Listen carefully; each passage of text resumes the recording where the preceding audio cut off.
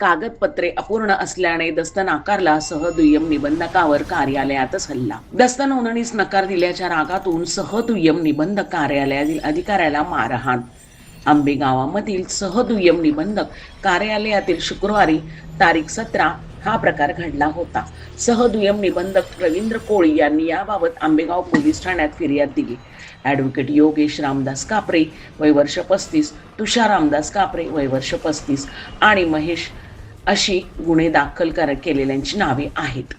पोलिसांनी दिलेल्या माहितीनुसार शुक्रवारी सायंकाळी आरोपी वकील, त्याचा भाऊ तसेच आणखीन एक जण दस्त नोंदणीसाठी कार्यालयात आले.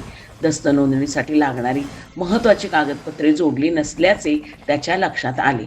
कागदपत्राची पूर्तता न केल्याने दस्त नोंदणी करता येणार नाही असे कोळी यांनी तिघांना सांगितले.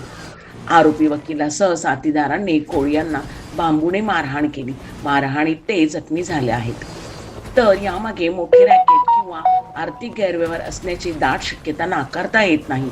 मागील दस्ताचे स्क्रुटनी ऑडिट आरोपीने यापूर्वी हवेली क्रमांक 20 आंबेगाव व इतर नोंदणी कार्यालयात नोंदवलेले सर्व जुने खरेदी खत, लिव्ह अँड लायसन आणि कुल मुख्याधार पत्र, पॉवर ऑफ अटर्नी तपासून पाहण्याची मागणी महसूल विभागाकडे करावी. मागील सर्व दस्ताचे फॉरेन्सिक ऑडिट बोगसगिरीचा संशयाच्या अर्थी महत्त्वाचे ते लेआउट किंवा कागदपत्रे नसतानाही दस्त नोंदणीसाठी दबाव आणला गेला.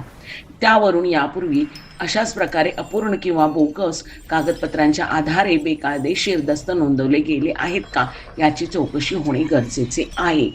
बार कौन्सिलकडून अपेक्षित कारवाई, सनद निलंबन, फौजदारी गुन्हा दाखल झाल्यामुळे आरोपी वकिलाची वकिली करण्याची सनद तात्पुरती किंवा कायमस्वरूपी रद्द करण्यासाठी bar council of Maharashtra advocate कोवाकडे अधिकृत अहवाल पाठवला जाऊ शकतो.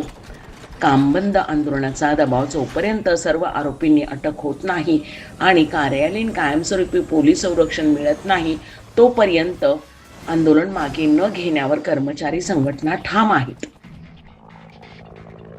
पारस मुठ्ठा यांचा रिपोर्ट.